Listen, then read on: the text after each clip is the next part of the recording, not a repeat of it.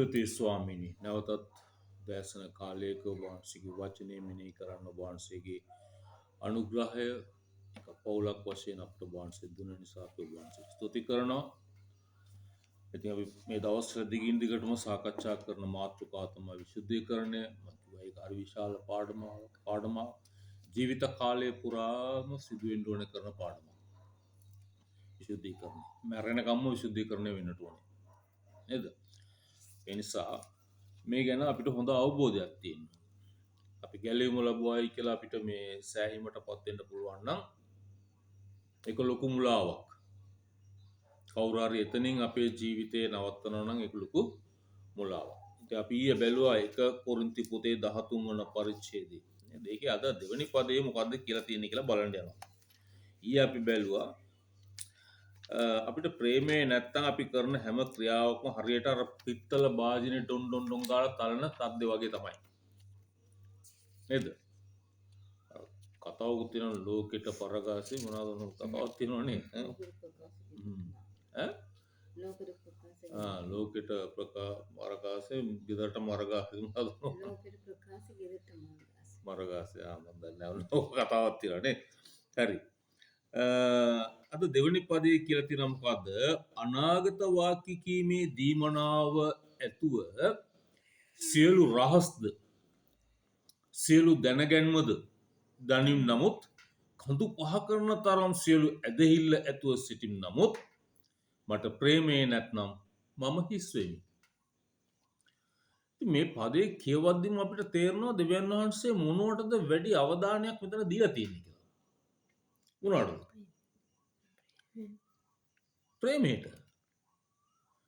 ඒක ඇතුළාන්ත වෙනසකට තමයි උන්වහන්සේ වැඩි අවධානය දීලා තියෙන්නේ. පුද්ගල වෙනසකට තමයි උන්වහන්සේ වැඩි අවධානය දීලා තියෙන නිසා.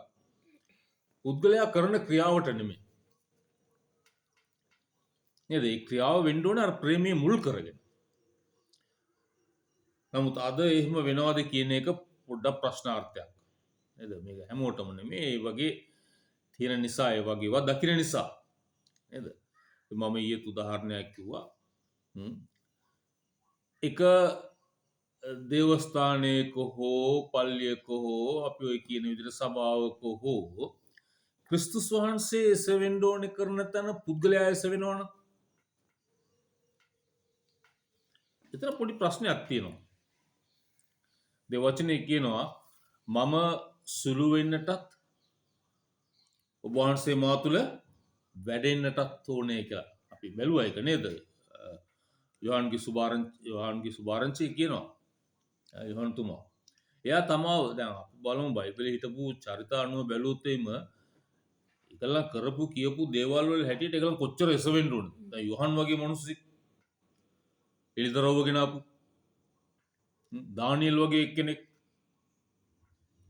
මෝසෙස් වගේ එක්කෙනෙක් ඒ වගේ තරමට අද කවුරු හරි ඉන්නවද යමක් කරපු කෙනෙක්? පර්වතයට ගහපු ගමන් වතුර එන්නයි කතා කරපු ගමන් වතුර එන්නයි එහෙම කරපු කෙනෙක් අද ඉන්නවද? නැහැ. එහෙම හිටියා නම් අද මේ මිනිස්සයා තමයි දෙවියන්.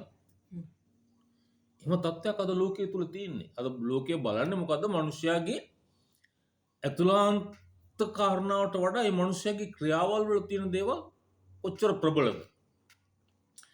නමුත් ඒව කොච්චර ප්‍රබල වුණත් වැඩක් නැහැ. ස්වර්ගය බලන්නේ මොකද්ද? ඒක තමයි වැදගත් වෙන්නේ. ඒ නිසා උන්වහන්සේ කියනවා දෙවියන් වහන්සේගේ වචනේ රහස් දැනගෙන ඉන්න පුළුවන්. ඒක හරි බලවත් ලෙස දේශනා කරන්න පුළුවන්. ඒකේ ඉදරව වරන් කතා කරන්න පුළුවන්. කඳු පහ කරන තරම් ඇදහිල්ල තියෙන්න පුළුවන්. රෝගීන් සුව වෙන්න පුළුවන්. අපඝාතයෙන් නැගිටලා ඇවිදින්න පුළුවන්.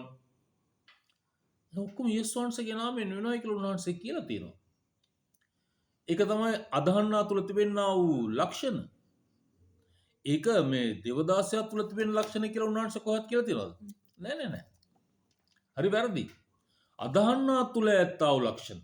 කවුද උන්වහන්සේව විශ්වාස කරන්නේ? විශ්වාස කරන කෙනා ඒ නාමයෙන් යමක් ප්‍රකාශ කරනවාද ඒ දේ වෙනවා. නමුත් ඒ ඔක්කොම අද එක තැනකට ගොනු වෙලා එක ස්ටේජ් එකට ගොනු වෙලා එක පුද්ගලයෙක් මත ගොනු වෙලා ඒ පුද්ගල නාමය එස වෙන තැනටපත් වෙලා තියෙනවා. නේද? ගිය තැන කතා කරන්න සමහරට ඒ පුද්ගලයා. නේද? සමහර විට ඒ පුද්ගලයා බැරි වෙලාවක කිව්වොත් එහෙම මට විරුද්ධව කවුරු හරි වැඩ කරොත් ਉਹ විනාශ වෙනවා. ඒ தත්ත්වයට එක වෙනස් වෙලා තියෙනවා. හරි භයානකයි. ඉතින් ඒ නිසා මතක තබා ගන්න ප්‍රේමයේ මත තමයි කිතු දහමම රැඳිලා තියෙන්නේ. අපි කියන කොන්ත වලින් හරි අපි ඇඟේ ගහගන්න කටු වලින්වත් එහෙම නැත්නම් අපි ගහක් වටේ ගිහලා උතන රෙදි වලවත් අපි දාන පඳුරු වලවත් පුද පූජා වලවත් ඒ කිසි දෙයක නැහැ. අඩුම ගානේ निराහාරව ඉඳලා අපි කරන මේ කිසිම දෙයකින් උන්වහන්සේ සතුටු කරන්න බෑ. උන්වහන්සේ සතුටු කරන්න පුළුවන් එකම ක්‍රමය තමයි ප්‍රේමය. නේද? ඒක උන්වහන්සේ කියනවා ඉස්ලාම දෙවියන් වහන්සේට ප්‍රේම කරන්න ඊට පස්සේ තමුන්ට මෙන් අන්නයට අසල්වාසයට ප්‍රේම කරන්න අන්නයටත් ප්‍රේම කරන්න. මේ දෙක පොඩ්ඩක් අපි විශ්ලේෂණය කරලා බැලුවොත් අපිට තේරෙයි මොකක්ද කියලා. උතරින් එහාට මුකුත් නැහැ. අනිත් ඒවා ඔක්කොම වෙනවා. ඒවා එකක්වත් හැබැයි ගණනට ගන්න ඒවා නෙමෙයි. මෙන්න මේකේ ප්‍රතිඵල. ඵල වලින් හඳුනා ගන්න පුළුවන් කියලා කියනවනේ. නේද? ඒ නිසා මතක තියාගන්න මෙතන කියනවා උන්වහන්සේ සියලු රහස් සියලු දැනගැන්මද දැනීම නමුත් කඳු පහ කරන තරම් සියලු ඇදහිල්ල ඇතුව සිටි නමුත් මට ප්‍රේමේ නැත්නම් මම හිස් වෙමි. තුන්වෙනි පදේ කියනවා මා සන්තක සියල්ල දිලිඳුන් පෝෂණය කරන පිණිස දෙතත් මාගේ ශරීරයේ දවන්ට බාර දෙතත් මට ප්‍රේමේ නැත්නම් මට කිසි ප්‍රයෝජනයක් නැත. හරිම අපූර්ව පදයක් මේක. මම දන්නේ මේ පදයට අනුව කොච්චර දුරට අපිට අපිව ඒ தත්ත්වයට වර්ධනය කරගන්න පුළුවන්ද කියන එක. නේද? මේ විසුද්ධිකරණය කාලය තුල ඒක වෙන්න ඕනේ කරන කාරණාවක්. ඊට පස්සේ ප්‍රේමය ගැන ඔන්න ලස්සන ලැයිස්තුවක් දීලා තිනවා. ඒක තමයි හරිම වැදගත්. මේ ලක්ෂණ අපි තුල තියෙනවාද කියලා අපි ඉස්සලාම අපි විමසලා බලන්න ඕනේ. මොකද්ද? ප්‍රේමයේ බොහෝ ඉවසිලිවන්තය. දැන් පොඩ්ඩක් අපි ආපස්සට හැරලා බලන්න ඕනේ. අපි දිහාම අපි කොච්චර ඉවසිලිවන්තද? නහය ළඟින් මැස්ස යන්න බෑ. හොස්ත ළඟින් මැස්ස යන්න බෑ. තුස් ගාලා මොනවද වෙන්නේ? අර ඇවිල්ලා ටක් ගාලා උල්ලේ හිට ගන්නවා. නේ? අපි කොච්චර ප්‍රචණ්ඩශීලීද? අපි කොච්චර ආක්‍රමණශීලීද? පොඩ්ඩක් අපි ගැන අපි ටිකක් කල්පනා කරලා බලන්න ඕනේ. අපිව හදාගන්න තියෙන එක ක්‍රමයක් තමයි ඒක. අපි දෙසට හැරලා බැලීම. අනිත් අය දිහා බලනවට වඩා. මොකද අනිත් අය ගැන අපිට පේනවා වැඩි. අපේ ඇස් අපි දිහා බලන්නේ නැහැ. අපේ ඇස් ඇමිලින් බලන්නේ අන්න අය දිහා. අපේ ඇස් අපේ හඬ අහන්නේ නැහැ නේ ගොඩාක් දුරට. අනිතුන්ගේ හඬ හොඳට අහනවා. විමර්ශනශීලීව අහනවා. ඌ මොනවද කිව්වේ? අපේ ගඳ සමහරට අපිට තේරෙන්නේ නැහැ.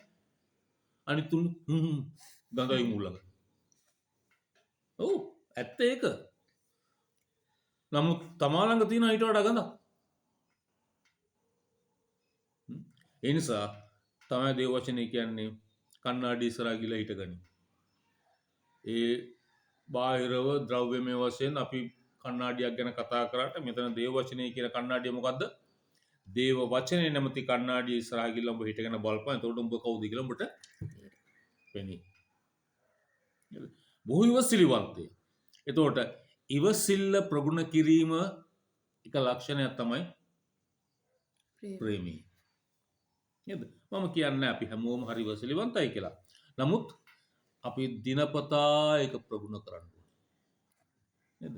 සමහරට මරිසවුනත් මොන හරි ප්‍රශ්නයක් කියලා කෝල් කරලා මාත් ඒ කියලා අඬනකොට වැළපෙනකොට මම කියන්නේ පුතේ ඉවසන්න. ඉවසන්න. කියනවා නේද? එච්චරයි. ඔක්කොම දෙවියන් වහන්සේගේ හස්තයට බැර කරන්න. ඔයාගේ දුක වේදනාව උන්වහන්සේට බැර කරන්න. උන්වහන්සේ ඒව තමයි අපිට බැර කරන්න කියන්නේ. නේද? සහනය මොකද එතනින් තමයි අපිට එන්නේ. ඊළඟට කියන ගුණවන්තය. ප්‍රේමයේ ගුණවන්තයි. හරිම කාරුණිකයි. නේද? ඒ කාරුණිකත්වය කොහෙන්ද? අපි තුලින් ඉස්සලා ආරම්භ වෙන්න ඕනේ. ස්වාමි පුරුෂයා භාර්යාවට, භාර්යාව ස්වාමි පුරුෂයාට, දෙමෝපියන් දරුවන්ට, දරුවන් දෙමෝපියන්ට. එතන ඉඳලා මේක ආරම්භ වෙන්න ඕනේ. නේද? අපි අපේ ගුණවන්තභාවය අපි ගොඩාක් අවස්ථාවලදී ලෝකෙට පෙන්නනවා. හැබැයි ඒ ගුණවන්තභාවය ගෙදර නැත්තම් වැඩක් නැහැ. නේද? ඒකට කියලා ඉතින් ඔයගොල්ලෝ කියන කරන දේවල් වලට ඔක්කොම අම්මයි තාත්තයි කට වහගෙන ඉන්න ඕනි කියන එක නෙමෙයි. ඒ ගුණවන්තභාවය ගැන මෙතන කතා කරන්නේ. ඒකත් හොඳට 100ට ගන්න ඕනේ. හරි? රයිට්. ඒ ගුණවන්තභාවය නිසාම තමයි තරවටුවත් එන්නේ. ඒක තමයි ප්‍රශ්නේ තියෙන්නේ. රයිට්? ඊළඟට ප්‍රේමයේ ඊර්ෂ්‍යාව වන්නේ නැත. දැන් අපි මේ එකින් එක කතා කරද්දී බලන්න ඕන අපි දෙස හැරලා. අපිට පුංචි හරි ඊර්ෂ්‍යාව. හරි? මොනවා ගැන හරි කමක් තියනවද? අපි දිහා හැරලා බලන්න ඕනේ කරන කාරණා. අපි ගොඩාක් දුරට අපිද බලන්නකෝ අර මට ඊර්ෂ්‍යයි. අපි අනිත් අයට කියනවා. අර ඊර්ෂ්‍යයි කියලා ඔයා කොහොමද දැනගත්තේ? ඔයා තුල ඊර්ෂ්‍යාව තියෙන නිසා. මෙසමන්ට් එක කොහෙන්ද ආවේ? එතන තමයි ප්‍රශ්නේ තියෙන්නේ. නේද? රයිට්. ඊළඟට පාරට්ටු කරගන්නේ නැත. මම තමයි පොර. මම තමයි ඔක්කොම කරන්නේ. මම තමයි මෙහෙම. මම තමයි පාස්ටර්. මම තමයි රෙවරන්ඩ්. මම තමයි නායකයා. නමුත් යේසුස් වහන්සේ පැහැදිලිව කිව්වා නායකයා කියලා කියන මනුස්සයා කවුරු වෙන්න ඕනද? සේවකයා වෙන්න ඕනේ කියලා දෙවියන්වහන්සේ කියලා ඉවරයි. යේසුස් වහන්සේ උන්වහන්සේ කටින්ම කියලා ඉවරයි. නමුත් යේසුස් වහන්සේ කියපු ගොඩාක් දේවල් පිළිපදිනවා. අර කරන්න පාද හොදන්න ඕනේ කියන එක යේසුස් වහන්සේ උන්වහන්සේගේ කටින්ම උන්වහන්සේ කිව්වා. ඒ නිසා කමියුනියන් එකට ඉස්සලා පාද හොදන්න. හරි ලස්සනයි නේ. හැබැයි උන්වහන්සේ කිව්වා නායකයා සේවකයා වෙන්න ඕනේ කියලා. ඒක ඇහෙන්නෙම නැහැ. එහෙම එකක් කිව්වද? අපිට පහසු දේවල් ටක් ගාලා ග්‍රහණය කරගන්නවා. කරන්න පුළුවන් දේවල් ග්‍රහණය කරගන්නවා. අනිත් අය මත හරි පහසුවෙන් පටවන්න පුළුවන් දේවල් ග්‍රහණය කරගෙන පටවනවා. හැබැයි තමන්ට කියලා යමක් කියලා තියෙනවා නම් ඒ ගැන කතා කරන්නෙත් නැහැ. රයිට්? බොහොම ප්‍රයෝජන යුතු කාරණාවල් ඉතින් මේවා නේද? උඩඟු වන්නේ නැත. උඩඟු වන්නේ නැත. නේද? අද කොච්චර මම කියන්නේ කැමති නැහැ. මම මේ පාස්ටර්ස්ලා ගැන කතා කරන්න ඕන නම් කතා කරන එක ගැන තමයි කතා කරන්නත් ඕනේ. සමහර අය කොච්චර උඩඟුද? සමහර විට මම දන්නවා සමහර පාස්ටර්ස්ලා පවුල් වල හරි දුප්පත් පවුල් වල ඉඳලා ආපු අය. නමුත් අද ඔවුන් යන යාන වාහන ඉඩ කඩම් ගෙවල් දොරවල් ඔක්කොම බැලුවොත් එම හරිම සස්ත්‍රීකයි සප්ලයි. ලස්සනයි ඒක හොඳයි මම මේක එපා කියන්නේ ඒක නරක නෑ. නමුත් අර පළමුව තිබුණේ නිහතමානීකම යටහත්කම ඒක අද උන් තුල නෑ. නේද? සමහර පාස්ටර්ස්ලාට බොඩිගාඩ්ලා පවුල් ළඟ ඉන්නවා. එයාව හම්බෙන්න යනවා නම් එයාගේ සෙක්‍රටරියට කෝල් කරලා අපොයින්ට්මන්ට් තියලා බුතෝ කෝටික දේවල්. සමහරට සෙනග වැඩි වෙනකොට ඉතින් ඔය වගේ ප්‍රශ්න ඇති මන් දන්නේ නැහැ. නේද? ඒ නමුත් ඔහු සරල මිනිසෙක් වෙන්න ඕනේ. බිමේ ඇවිදින මිනිසෙක් වෙන්න ඕනේ. යේසුස් වහන්සේ මේ පොළවේ ඉන්න තාක් තුරු උන්වහන්සේ පොළවේ බිමේ ඇවිද්දා වූ දේව පුත්‍රයන්ව සිටියා. ආමෙන්. හලෙලුයා. උන්වහන්සේ මේ බිමේ තමයි ඇවිද්දේ. රයිට්? ඊළඟට කියනවා උඩඟු වන්නේ නැත. අසෝබන ලෙස හැසිරෙන්නේ නැත. තමාගේම කාරණා ස්වාන්නේ නැත. කෝප වන්නේ නැත. නපුර ගණන් ගන්නේ නැත. ඒ කියන්නේ නපුරට නපුර කරන්න යන්නේ නැහැ කියන එකයි. නේද? මට කවුරු හරි නපුර කරනවා නම් හරිද ඒක? නපුරට නපුර සිදු වෙනවා.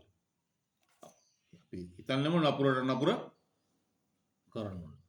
මට කරපු වැඩේට මම නම් ඌව නිකන් අතාරින්නේ නැහැ.